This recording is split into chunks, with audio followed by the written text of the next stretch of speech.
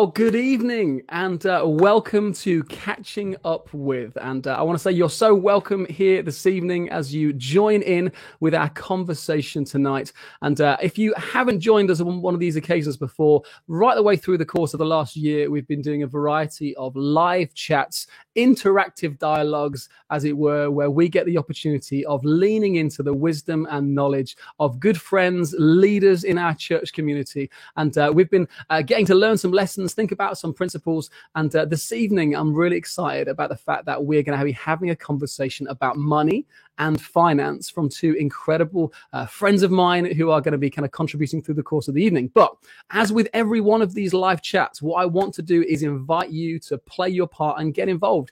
And so whilst I'm going to be walking through some questions that have been sent in advance of this evening, I want to invite you to take part as well. And so if you're watching on our YouTube page, you can join the chat, you can say hello, you can tell us where you're watching and tuning in from. If you're watching live on Facebook right now, similarly, you are most welcome to join the conversation. And so whether it's something that Kathy or Paul share about this evening, or a conversation on a question that you have which is totally different, you are most welcome to say hello and give them some encouragement if they say something which is particularly helpful to you, or indeed chip in with some questions of your own as well. All right, so that's the context, and I'm going to welcome Kathy and Paul into our studio right now. Kathy, Paul, good evening, guys. How you doing?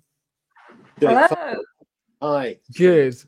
I am so pleased to have you guys with us on a Sunday night. How have your days been? Has it been a good day, you guys? Yes. Every day. Anything exciting going on in your world, Paul? Not particularly today, but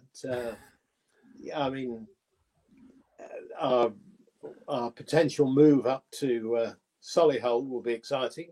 Do you know what? I was going to leave that until right at the end of the conversation this evening, Paul. The very sad but very exciting for you news of your imminent departure.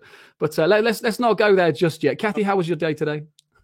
Yeah, my day was good. It was busy, but there was some rest points in there. So I was part of an online church service this morning, and then I had to go and do the food shopping this afternoon. It's practical, but it's important. It's not just that, but then when you bring it home, you've got to put it all away again. So it feels like two jobs, but that's all done. Did a bit of baking, cooked dinner. Well done. Well done. Well, highlight for us was we've just replanted some raspberries and strawberries in the garden, courtesy of the Davis family. So shout out to them. But listen, guys, so pleased to have you join us this evening. Thank you so much for giving us your time. And I wonder whether we could just recognize that some people who will be tuning in right now won't know you especially well. So should we just do some brief introductions? Paul, maybe you start and share a little bit about you. Okay. Well, I've been around at King's Arms for a very long time. I've been around on Earth for a very long time. But I've been a Christian for just over 40 years now. Wow. And God steered me into the financial services industry within months of becoming a Christian, and has kept me in that ever since, which I never knew that I wanted to be in. But I always had a desire to be a doctor, but realized early on I didn't have the academic rigor, shall we say. And so God ended up steering me into being a financial doctor, I think, instead. Well, we're very pleased that he did, Paul, and we're going to be pulling on some of those kind of years of experience this evening. And Kathy, why don't you introduce yourself as well for us? Yeah, I've been involved with King's Arms for well over 20 years now, but I always feel like it's like a bit of a two-part thing, because we were here for a while, then we lived overseas for 8 years, and then we came back. I've always been involved in my working life in finances, left school at 18, worked in banking, did a bit of work for the church, and then got involved in an accountancy firm, and I specialised in tax, which I actually really enjoyed, and did some exams in that. And then I've been involved in bookkeeping ever since then, so learnt loads really along the way, just from doing it. Fantastic. Yeah. So it's interesting. Both of you kind of left the King's Arms for a little period, didn't you? In terms of either to go and be part of a church plant or be a missionary overseas. So yeah, really interesting. Well, listen, before we kind of dive into the subject matter of this evening, I always think it's worthwhile for those people who might stumble across the kind of podcast or stumble across the YouTube video afterwards, just to kind of get one person to share a little bit about how they came to know Jesus. And so, Paul, would you mind just giving us the brief version of how that has been for you? Well, yes. Well, I come from a Jewish background, and soon after Anne and I got married, I realised it was basically wasn't satisfactory. I knew that God wanted, there was more that I needed. And we went on the hippie trail for a few years. We actually we spent 4 years up in the north of Scotland in a New Age community, believe it or not, and had a couple of kids while we were there, and wanted then to experience life as a family. I found a job in Bedford, which is what brought us here. Right. As, believe it or not, national clubs organizer for the Yoga for Health Foundation. Really? Fascinating. Make it up, honestly. And after I'd been there for about a year, Anne had by this time started taking the children to the local mums and toddlers group, where she met a lovely Christian lady who befriended and prayed for her. And before I knew it, she'd met Jesus. Wow. It wasn't very long after that when I recognized how she'd changed in that moment, because she'd been somewhat unhappy before then, but I felt I'd got the wife back that I thought I'd married. And so it wasn't long before actually I had a revelation. I suddenly realized that having meandered all around the houses spiritually, I'd come back to Judaism, but completed in the Messiah. Yeah, come on now. I, gave my life to Jesus, and very soon after, and within a week or, a month of that, I suddenly realized that perhaps working where I was working wasn't the best place for me at that point. So shortly after that, I resigned, and then, shortly after, I went into financial services that God guided me into. Fantastic. Yeah. Well, I'm sure everyone who's watching right now, Paul, is just thinking about you in your kind of hippie phase then, and wondering how kind of wide your trousers were. Care. It was fantastic. Very good. There's got to be a shout out for Paul and his big hair. We'll still try and track down some pictures, shall we? Okay, so listen, tonight what we wanted to do was drill in a little bit to finances and the subject of money, and trying to get some Christian perspective and kind of guidance on it. And I mean, Kathy, why do you think this sort of evening is important? What's your kind of passion for kind of finance, and where does that come from? Well, for me personally, I really love numbers, and I think it's partly to do with liking puzzles and things like that. So, and numbers don't lie, and I find that numbers can tell a story. So I can look at a sheet of numbers and spot patterns, or I can see I can see almost like the story behind the business if I can look at that. But I find that very interesting, and I really do that. But I also think, often I come across people who are afraid of numbers and are afraid of taxes, are afraid of investments. And I just love to simplify it down and just demystify it and say, look, let's put you back into a clear picture so you understand what's going on.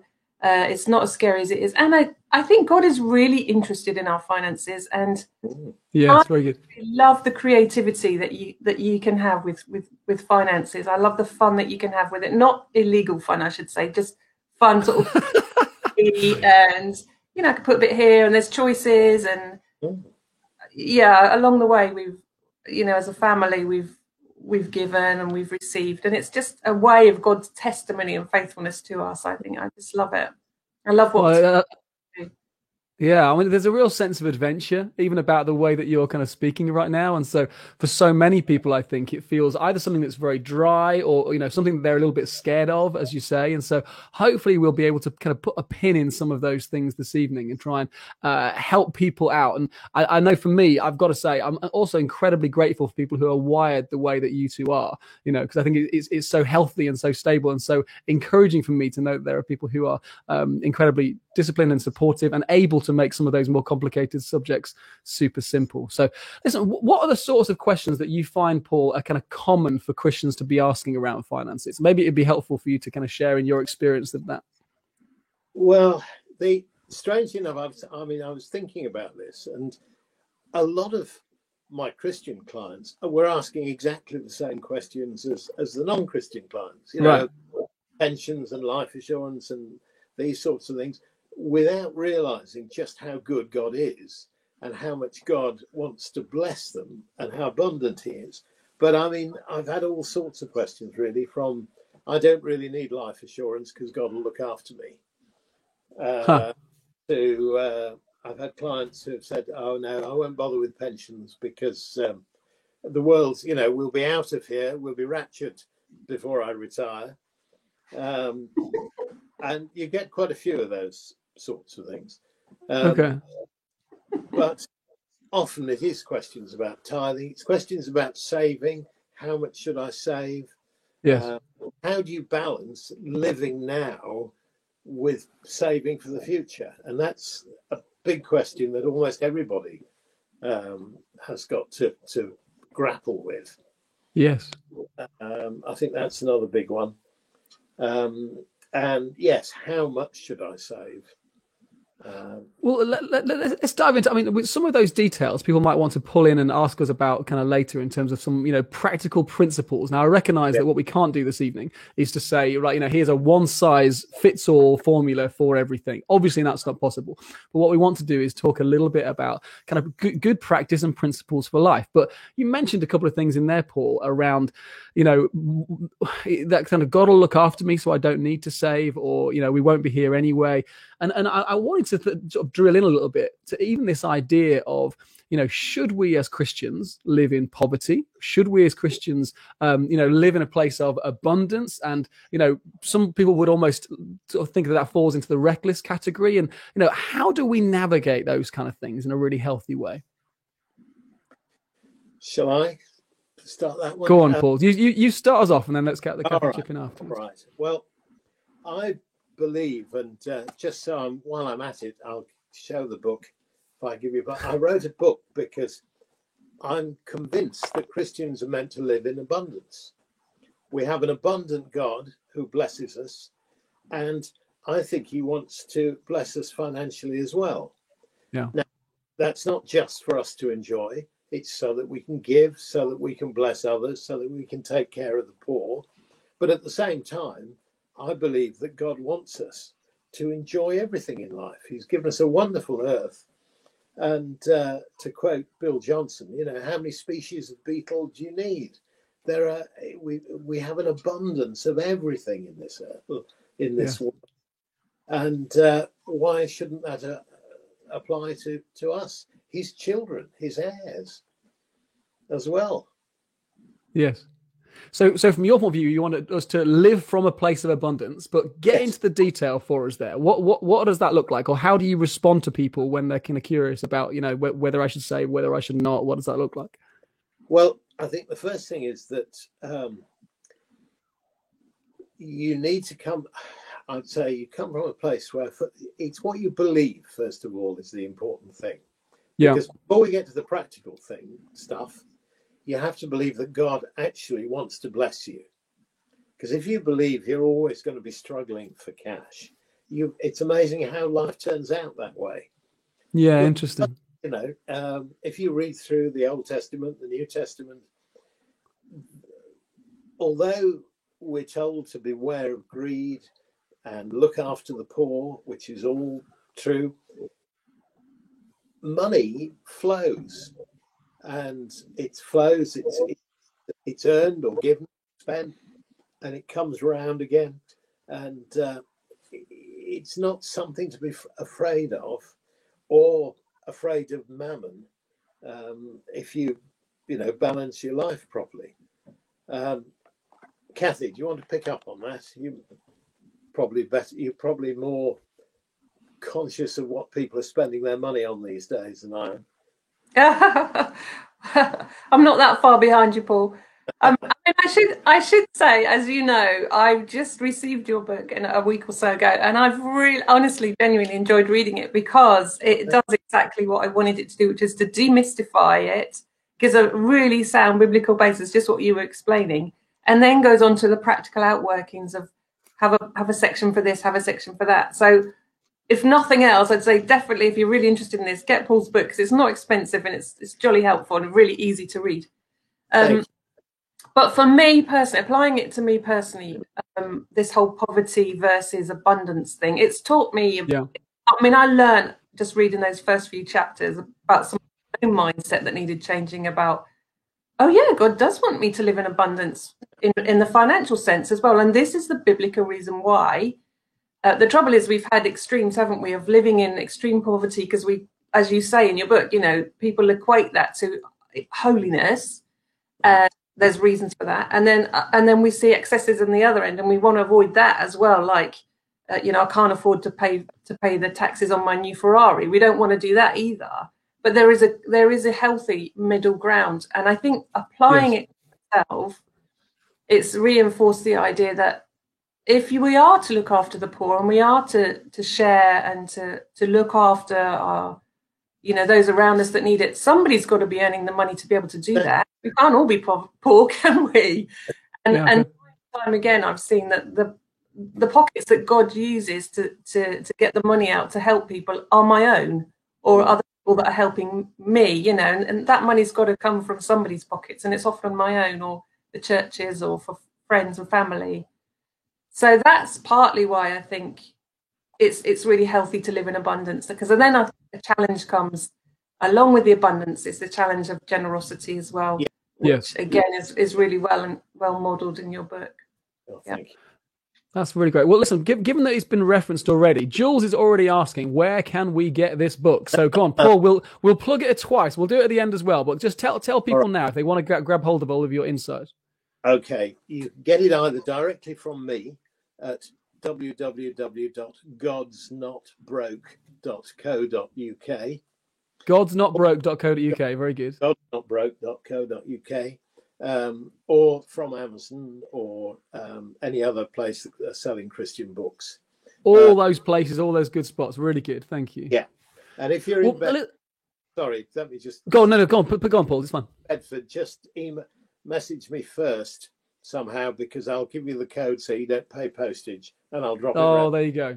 You can. And then you get to see Paul face to face, which is lovely. That happened to me the other day. It's very nice.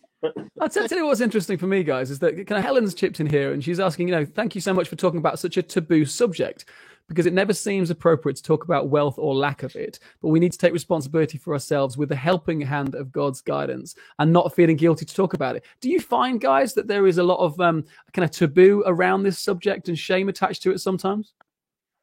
Well, we're British, aren't we, most of us, and we just don't talk about money. Yeah. There's a cultural thing about the money too, and I think for Christians, we whether we give on a big scale or a small scale, we tend to feel that should be private. You know, not knowing. Yes. So your right hand doesn't know what your left hand's doing, sort of thing, then people are a bit fearful about money too. There is a fear factor that Kathy mentioned earlier. That.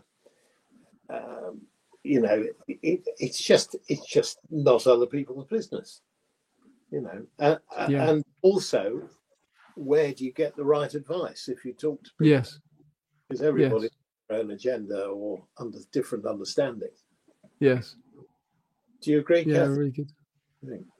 Yeah, I think I would agree. And also, I definitely agree that it's a cultural thing. I think if we were having this conversation from another nationality perspective, we would be much perhaps freer and opener. I understand that there are, you know, like in America, they'll come up to you and say to you, how much do you make? And that's a perfectly acceptable question. Whereas here, that would be an affront. But I also think it depends on how you grew up. So your parents' attitude to money as well. And I definitely know that I've imbibed a lot of it, pass it on to my children. I think it depends on... Generally in the churches, we don't talk about money, do we, very much? So I suppose some churches are freer than others, but we're so afraid of offending people, and we're afraid of treading into their area of privacy that we just don't say anything. But I think we can say things that are biblical, and we can say things that are positive. And actually, as we've been saying, demystify it all. Yes. And as I said to you before, I love talking about money, but it's not because I want it or want more of it. I just love what it can do. And yes, I love to also give people clarity about their finances and their taxes, and make them feel empowered. And oh gosh, yes, I can do that. So yeah, very good. I mean, one of the things perhaps even because someone could take away from that, Kathy, is to even take a moment to pause and think through what was their parents' relationship with finance. Because so often, certainly in my experience, there are things that we carry, both the good stuff and sometimes the unhealthy stuff, which frankly happens because of the way that our parents have managed finances or their relationship with finances. And certainly for me, I can relate about that being a taboo subject. I mean, when I became a Christian in my mid-20s, carried a huge amount of personal debt into that period, to the point where I didn't want to talk about it. I felt this embarrassment, I felt this shame. I had both kind of credit cards and overdrafts and personal loans and wasn't able to cope. And it was only actually as God brought me a degree of freedom to have a conversation that suddenly a miraculous intervention came for him to actually break the chains of that, break the power of that, and then bring me freedom in that place. But listen, I want to get us into a few foundations, guys, if I possibly can. The first thing, I mean, it might seem super obvious, but I'd love for you to address, if for someone who's thinking that money is evil, what would your response be to them? Let me come to you, Kathy, if that's possible. I don't think money is evil. I think I liked how Paul described it as money flows. We think of it as a river flowing in or flowing out. I don't think money is evil. I think money is a very, very, very useful tool. But I think often a verse that gets misquoted from the Bible is the love of money is the root of all evil. It's actually, the money is the root of all evil. Yes. It's the love of money. Very good. So I think that's to be avoided. But money itself is fantastic. I think, otherwise, why would the Bible talk about money? I like one of the classic parables about the story of the talents. And the person who was reprimanded in that story was the person who didn't do anything with his money, just went and buried it away. But the person that was most praised in that story was the one that set it to work and increased it tenfold or whatever it was. So that's an interesting insight to how God views money. And I think he puts money in our hands sometimes to have a little look and see what we do with it. See, are we going to hold it out of fear or give it away or invest it? I think actually what money does do, it does expose what's in our hearts. And I think God's much more interested in what money does in our hearts. And that's why we have good biblical teaching, and we're in family together with church, so we can help each other with that to get through those kind of issues. There's so much wisdom in those bits, Kathy, and I think it's all rooted, isn't it, around ultimately it's a worship issue, just as you've said. It's like if it's the love of money, if that takes first place in your heart, first place in your mind, then actually there's something fundamentally inappropriate, fundamentally wrong going on. But actually, when it's used as a tool and something that God both blesses you with, and then for you to bless others, I think there's something really strong and rich that we can utilize. So really good. Paul, sorry, you were going to chip in something there. Wait, Paul, go on. I'm going to say too, if somebody thinks that money is evil, they need to examine where that belief comes from. And what's driving that? Is it jealousy, as it can be sometimes, but just because got enough or feel disempowered, or is it again parental attitudes, whatever? But money is neutral. It's a medium of exchange. It just means we don't have to barter everything. Those of us who can't grow things still can get something to barter with. And it's neutral. It's the attitudes that we put on it that make it good or indifferent. Yeah. Well, let's lean in a little bit then to the kind of some of those spiritual dynamics around it. I mean, Kathy sort of touched on this a moment ago, but I'd love for you to speak. And Paul, I'm going to come to you first about the relationship between prayer and prosperity, or indeed how God invites us into this. Because again, I think there's probably a path to be tread, and there's probably difficulties, as it were, cliff edges on either side. And so I would love to get your wisdom on what that relationship looks like. Yeah, it is a very it's quite a narrow path, really, because there are cliff edges on either side. We see the American excesses. Yes. Send me $50 and you will receive 500 from God. Right. Things. Bless this and do that, and the others are just give everything away. But yeah, I think again, it's coming from the point of deciding that actually God wants you to live a life of abundance. Okay. Now, if you start at that place and then you think, okay, if I'm looking a bit short at the moment, as it were, as it happens to many of us, and looking at the reasons for it, one can look at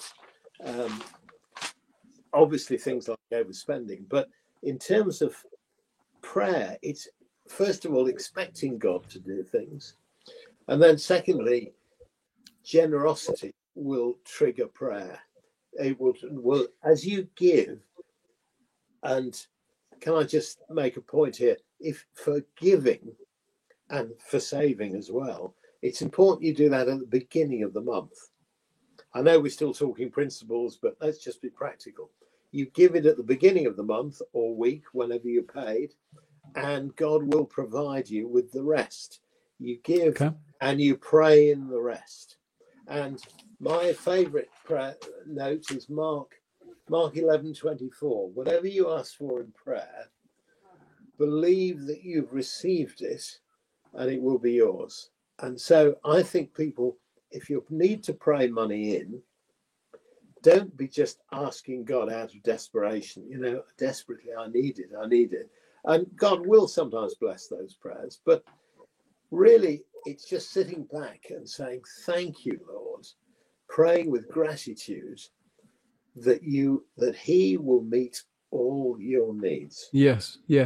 So it's prayer, but it's doing the actions as well. Things like seeking first the kingdom. If you try and put money first in your life, it will be a miserable life, and you'll be struggling.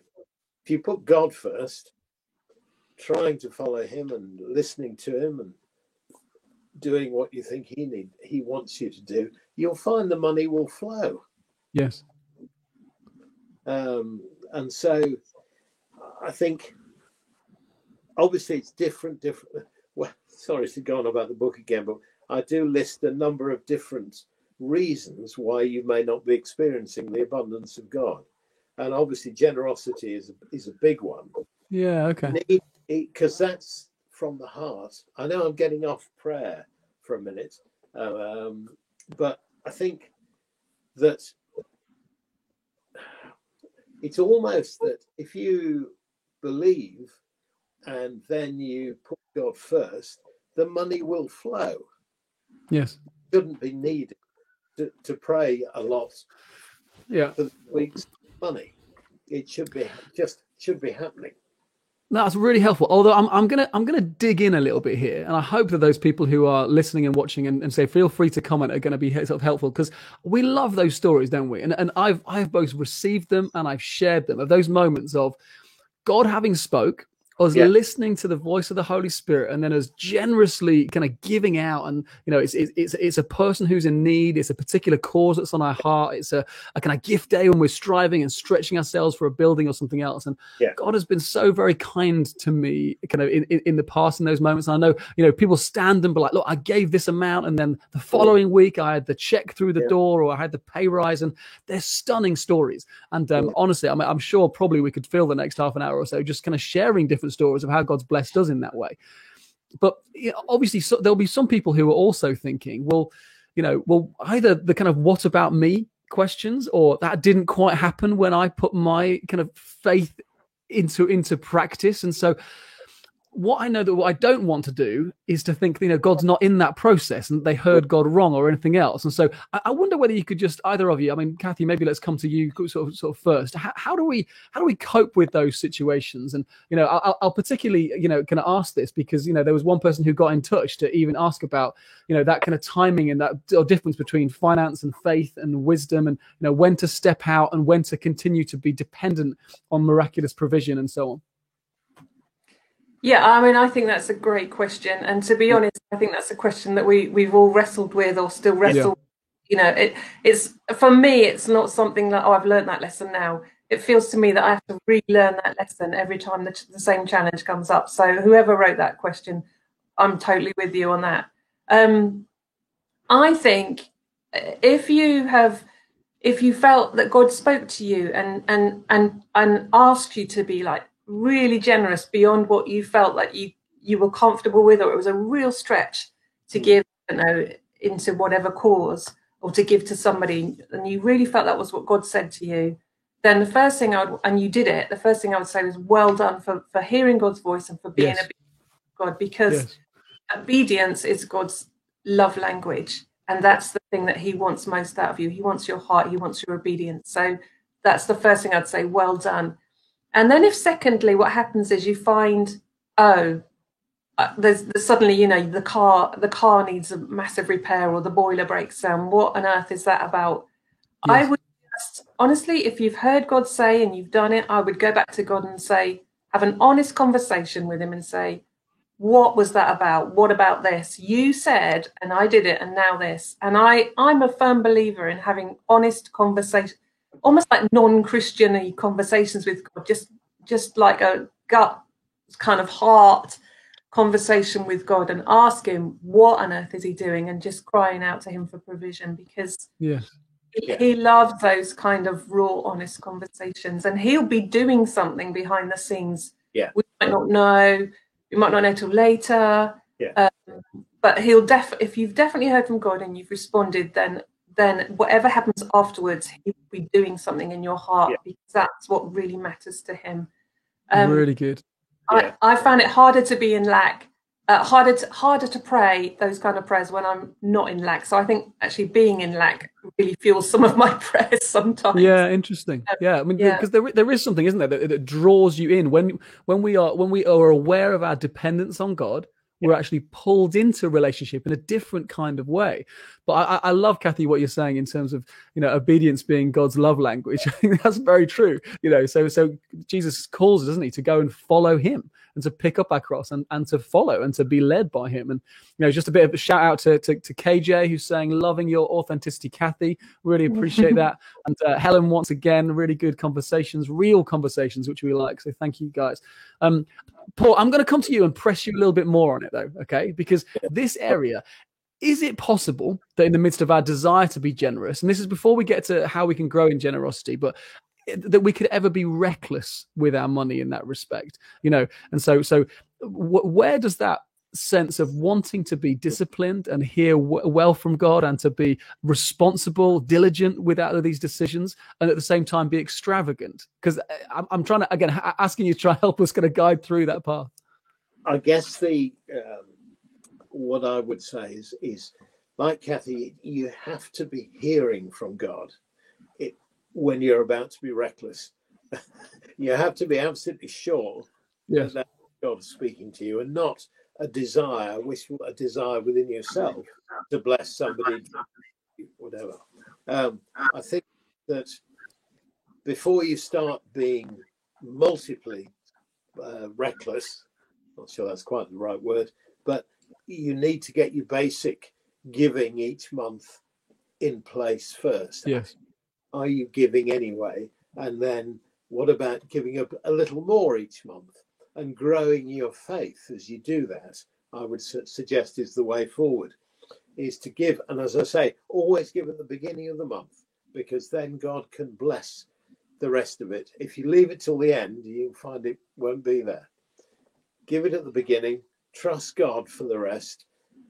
And as time goes by, just, you know, give a little more, stretch your faith, whether it's you do that every month or every year or whatever, whenever.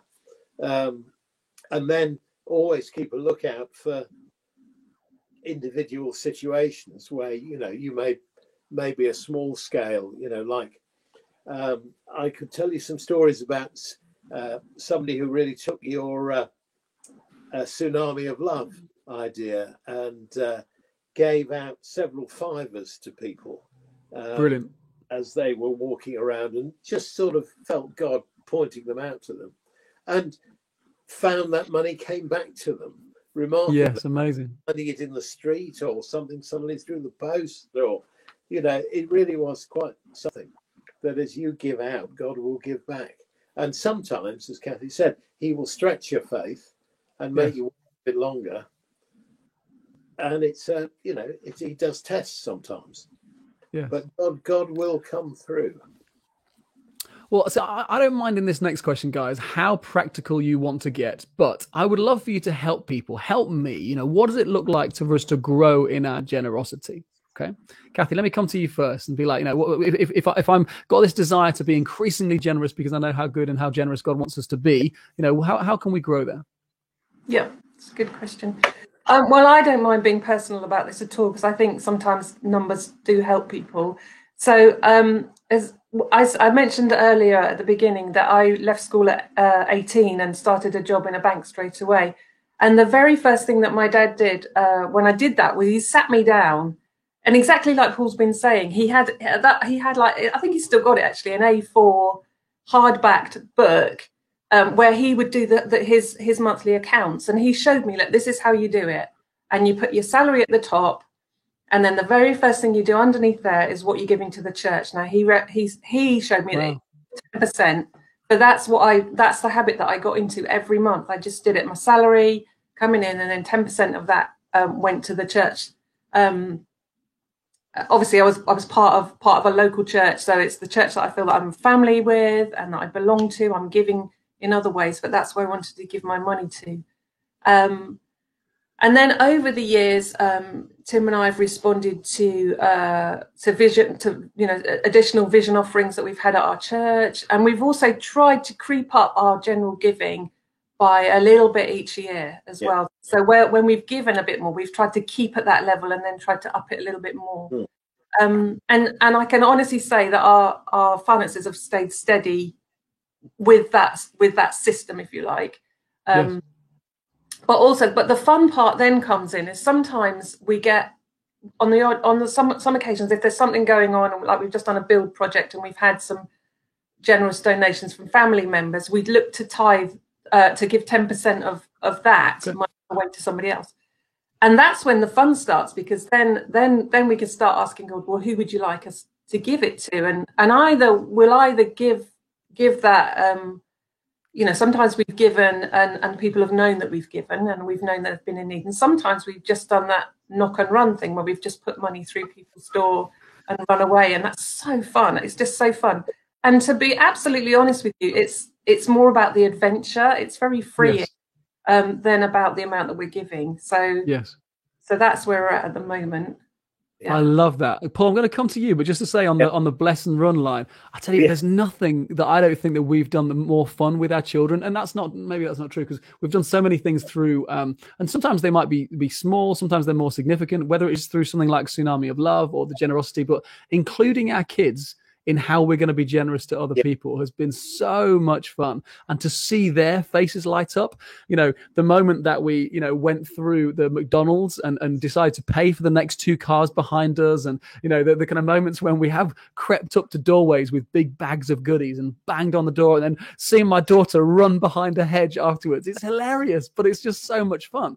And so, trying to put an edge of excitement into our adventure with God in this way, I think is such a key one, Kathy. Thank you.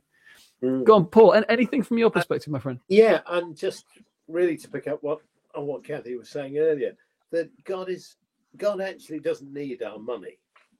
It's our heart that He wants. Yes, very good. You demonstrate that by giving more, because what they used to say, baptism. The last thing that gets baptized is generally your wallet. But it is vital, because it is a picture of what's going on in your mind, really. But like Kathy, I've always tried to run 10% into the church. And then as the years have gone by, there've been other ministries or other people that we've sort of added to that, things like the project. And then there's a couple of other ministries that we support a bit. And then along comes the vision offering. always find that an interesting challenge each year. I sit there and Simon talks about it, and I think, how much? And you think, no, it ought to be more than that. I always find that a challenge, but yeah, but that's it. And then you just gradually push yourself a little more each time, and God delivers it back again. Yes. Can I just say as well that I've been meaning to mention is that the creativity of God is that he'll provide in more ways than just with money. So we had a long period where we were struggling. When we first came back from overseas, we were not in secure jobs for a while, and so God was faithful in providing what we needed every month. But sometimes it wasn't. We had enough money, but sometimes His provision also came in creative ways of perhaps people paying for things for us, or having gifts come, or being able to buy food that was reduced a little bit one month. So I really love the way that God provides creatively as well. It's not all money, is what I'm trying to say. Yeah, no, really helpful. Well, I'm going to take us into a slightly different tack for a moment, guys. But just to say on that, I recognise that generosity does look different for different people. And just as we see stories, don't we, in the Bible of Jesus celebrating the kind of the widow, as it were, who kind of put those 2 coins in. And generosity, I would just want to release you, if you're watching right now, looks different for different people, and that's okay. And so we often talk, don't we, about the same level of commitment but different amounts, and that's okay. That's actually a good thing. And so, but having an abundant lifestyle, just as Paul's encouraged us to, but also one where we're willing to hold everything open-handed before God in such a way that says that if He speaks to you, if the Holy Spirit speaks to you about blessing someone, being generous to someone, it might be as simple as a bus ticket or a meal here or something. Actually, that's a wonderful way of demonstrating what Christ has poured into our lives by blessing other people. But I want to talk to you guys, if possible, a little bit about debt. Now, the reason I do that is because we recognize that even though we've been talking about, things that we can do and how we can get stable across the UK, and I think it's reasonable to say as well, inside the church, there are people who have wrestled with and struggled with debt. Okay. And so to start off with, I guess as a foundation before we drill into a couple of specifics, is it wrong for Christians to have debt? And if so, what kind of debt is appropriate? Paul, can we come to you first, please? Yeah. I think, first of all, I like to differentiate between what I call good debt and bad debt. Okay. Good debt is mortgage on a property, because you need a roof over your head. And if you're not paying that, you're paying rent. So it's money going out anyway. And I think good debt can be also student loans. That's not a debt, a spending. It's an investment in your future. And occasionally, depending on how much you really need it, a car loan may be vital, if you've got to get to work. Now, those are things that enable you to grow, to live and flourish. What is bad debt is consumer items, things that you have sitting on the shelf or have eaten or whatever, because that is living above your means. Yes. Okay. And when right or wrong, I wouldn't tend to use the words right or wrong. I think the first thing I would say is that debt is not sin, however bad it is. It's not going to affect your eternal salvation. Yes. Because some people do get worried about that it's just perhaps an unwise move, whether it's seemed like most of these things seem like a good idea at the time. But keeping up with the Joneses or whatever is generally a road to disaster. Yes. So debt generally is something to get out of as quickly as possible. In terms of credit card debt is the most dangerous. I think it was Einstein that said compound interest is the eighth wonder of the world. Those who understand it benefit from it, and those who don't end up paying it. Right. It's the interest rates on those things make whatever you bought on it Yes. almost twice the price if you don't pay it off each month. Nothing wrong Okay. with credit cards if you pay them off right away. Yes. And, you know, I was going to say there are times when you just have to spend more than you thought you had. But in fact, on reflection, that's when you should be praying rather than spending. Because if you spend more than you've got, what you're saying is that your faith is in the bank rather than in God. Okay. Yeah, Okay. really helpful. Yeah, no, really helpful. Paul, in the midst of that, and you know, so in principle, then we know that debt, if it's an investment, you know, can be a positive thing, as it were, if it's managed and looked after well. But we've got to be very careful that we live to our means, and that we're utilizing it and not being owned by it. I think is that a fair summary? Well, Kathy, let me come to you, and I'll pick up a question that was popped in the chat a little while ago around when I referenced sort of my own story of being in an awful lot of debt. And, you know, just asking, you know, about the stress and the shame with which that carries, because I can share that, you know, there was a huge amount of pressure on my shoulders, and I was both embarrassed and I was kind of anxious, and I wasn't getting to the point where I was just about keeping it under control by paying the interest on it each month, but wasn't eating away at it until God miraculously intervened. But Kathy, if I come to you, what would you say to people who are feeling even now, maybe even as they're watching this, there's a sense of, you know, their heart fluttering, or a sense of discomfort, perhaps, of people who might feel like their debt is out of control? We obviously want to help people in that position. So what would your advice be to them? Yeah, I'm really glad you asked me that, Steve, because if you hadn't have asked me, I'd have jumped in with this anyway, because I really feel for folks who might be watching this or listening to this and feeling, like you say, guilty, or like I'm drowning in debt, or that, you know, I've gone too far, I can't get out of this. And I really loved that you shared a bit about your story just then and earlier on. And I don't know if you remember, but you used the word freedom, that I came to God and God gave me freedom. And I think that's what I would say to people, that there is freedom for you. And I think the fact that you're even watching or listening to this tells me that you're concerned about it and that you want to do something about it.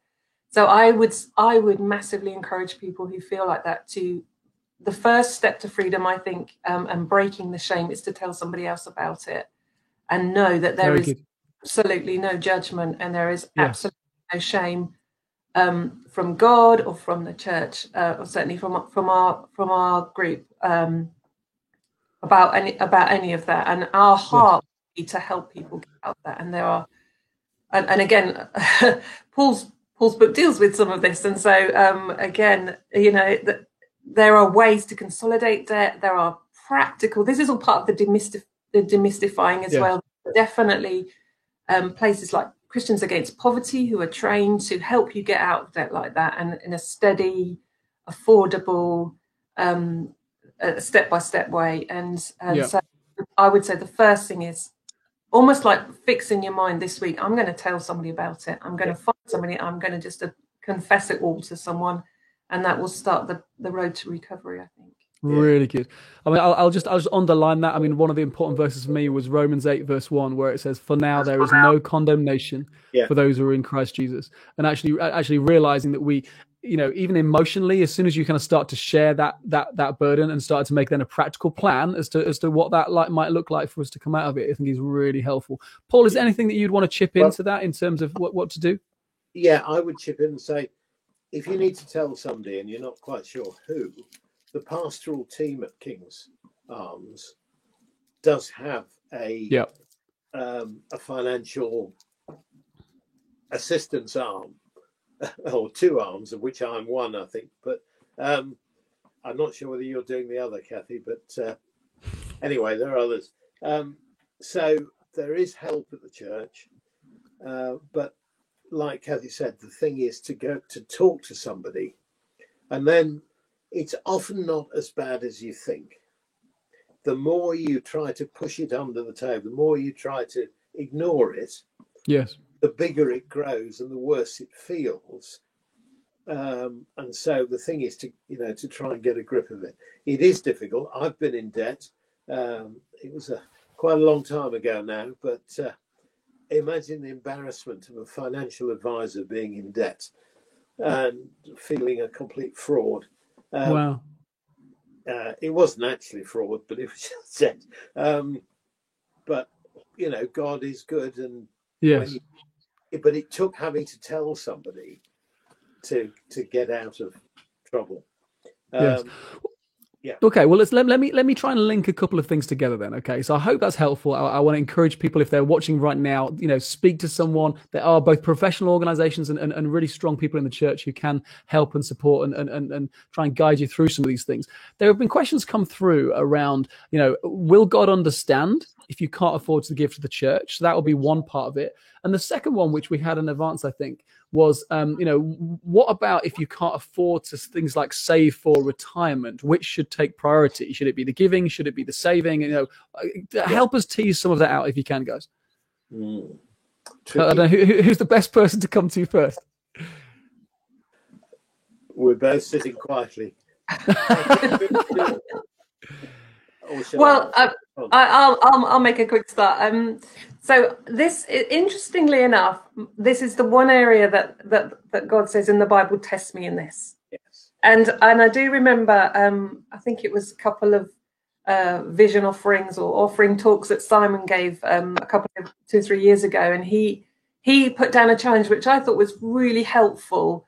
Was like, if you've never given to the church before, and you consider the church, the King's Arms, or wherever you're going, to be your home church, and the challenge was just make a start. I mean, in some ways, it doesn't even matter how much it is. It could be £5, £10, whatever.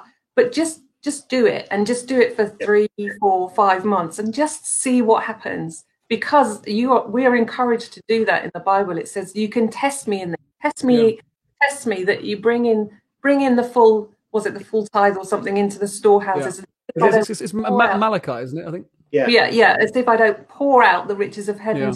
Yeah. And one thing that Simon does say is you don't give to get, but when you give, you will get. Somehow it works. Somehow the numbers match up. You however much you give to God, you cannot outgive God. So I wouldn't recognise the idea of not being able to afford to give, because I've found whether in great, with a lot of money or a little money, I've always given and I've never had lack, because we're doing what God says, and He's inviting us to test Him in it, and He's faithful. Very good. Yeah. One of the things that I love about a live chat is that people will correct you straight away. We've got Esther here who's telling me it's Malachi 3:10. So Esther, thank you very much. Thank you very much. It really is. It's lovely to see people's kind of comments as they kind of come in. And Sarah Helen, really great contribution. Liz, I'm glad you're enjoying it. Kind of Esther and so on. Now, if it is the case, we're only going to do probably 10 minutes more, guys. So if it is the case that you've got questions that you want me to pose to Kathy or to Paul, now is your opportunity, guys, as well, because I've got a couple of others written down. But Paul, I'm going to come back to you though again just on the second part of that. So just with regard to if we feel like we can't afford to give to the church or can't afford to save, what's our best method of going forward? Well, I think the first thing is you always have to look after God first, and then He'll look after you. I agree entirely with what Kathy was saying. It's just start with a small amount, do it at the beginning of the month, and you'll be amazed what God will do. I've tried to, through my life, with saving, because if you read the financial papers, and they'll all tell you need to be saving 10 or 15% of your income, which is very nice if you can do it. But my view has always been I would never save more than I gave, so that I would give first and then see what we can save. But interesting. Again, it's the same principle. You give and save at the beginning of the month, and then pray for your provision for the rest of it until the next payday. And I do appreciate that sometimes you can't afford to do both. Do God first, and then start to think about ways to make more money. I mean, there's only two ways to be richer. One is to spend less, and the other is to earn more. Yes. I've always been an advocate of earning more if possible, because it's spending less gets boring really. earning more is much better. And just look at ways, whether it needs a different job or what they call a side hustle today. Okay. I assume that's some kind of job on the side as opposed to something underhand, Paul, isn't it? A small business, it's amazing what you can do on Amazon these days.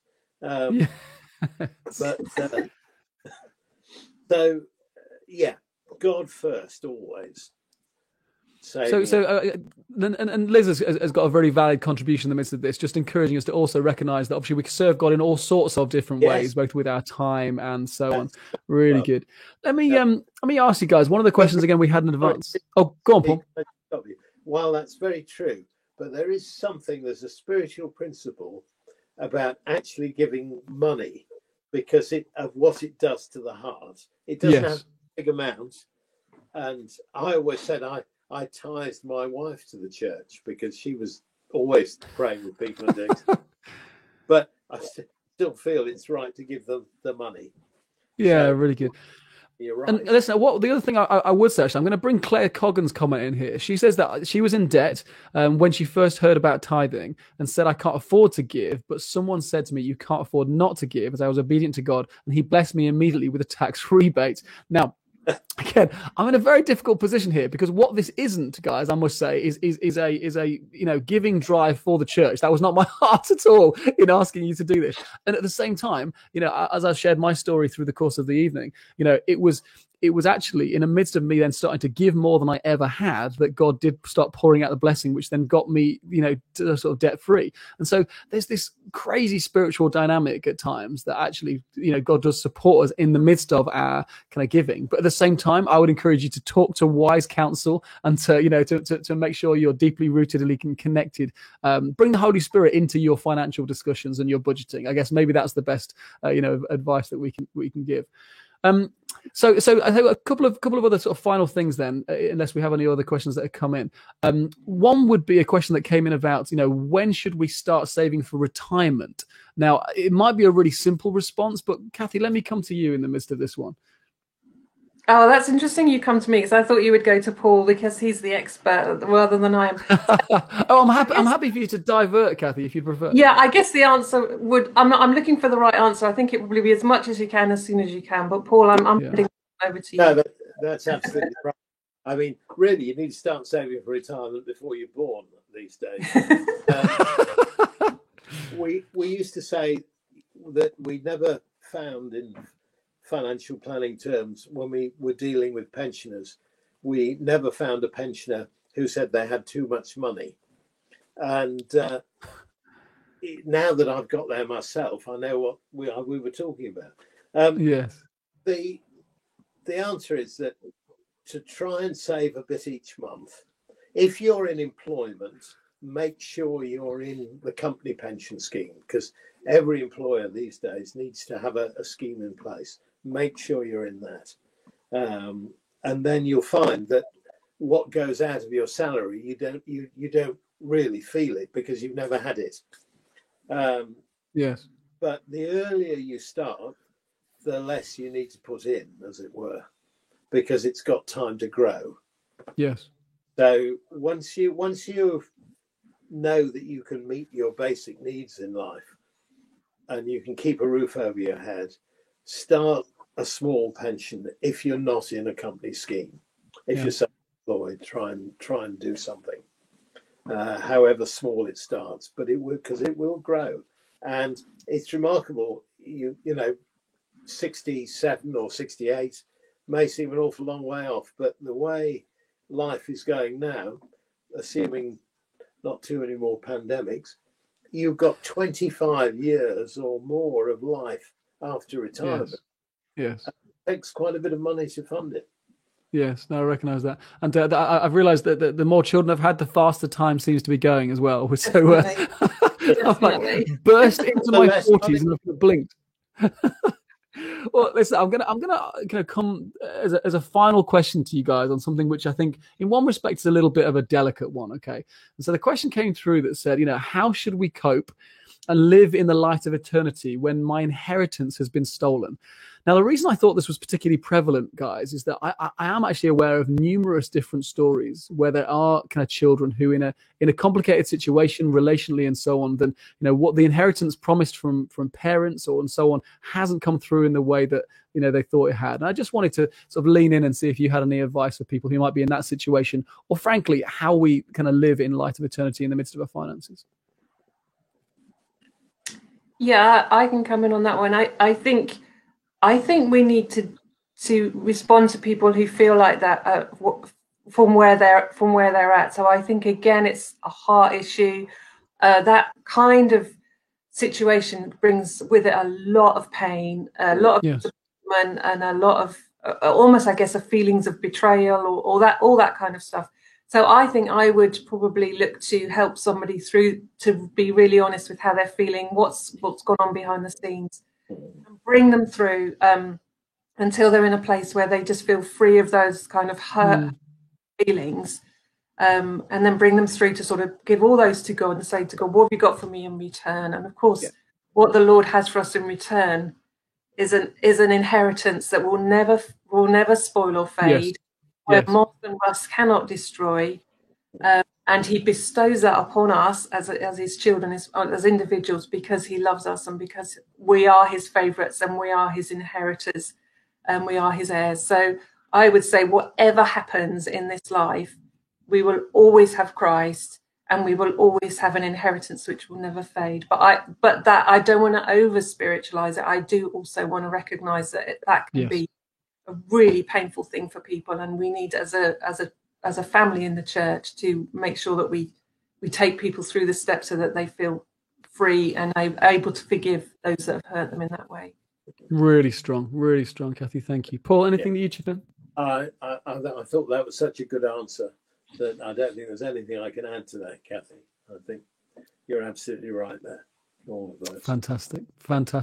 It is so important. I remember someone, it's just kind of occurred to me, I hope it's helpful for people. I remember someone once saying to me that, it's possible to use people and love money, but actually as Christians, we should be doing the complete opposite. We should be loving people and utilizing money, using money for both that kind of our good and in order to bless other people. And Paul, just give a final push for your book. I've got mine here, and I'm sure Kathy's got one as well. So come on, tell people again where people can get their copy. Okay. www.godsnotbroke, GODSNOTBROKE.co.uk. Godsnotbroke.co.uk, and it's called If God is So Good, Why Do I Always Seem to Be Broke? Thank you. Really, really good. And guys, if you have been chipping in this evening with little comments and encouragements, just want to say thank you so much for doing that. It's always great to have you as part of the conversation. And I know that for some people where this is a topic which is slightly close to the bone, or sometimes it's not always communicated about, I do hope that everything that we've shared this evening has come across with the love and the affection and the sense of faith that we really desire it to be. And so thank you so much for joining us this evening. Paul, Kathy, in particular, I really want to say I really appreciate you guys for all your wisdom, for all your support, for your faithfulness and diligence in supporting us as a church for so many years. We so appreciate you. And the one final thing I was going to say is that if it is the case that anything we've talked about this evening has been something that's going to on your heart and that you need to get some support in, and you're part of the King's Arms, you can email pastoral@kingsarms.org, and we'd love to be able to point you in the direction of someone who can help. But for the time being, I just want to say thanks so much for being part of the evening, and God bless you, and may God bless you abundantly in the midst of all you're going to do with your finances. All right. Thanks so much now. God bless.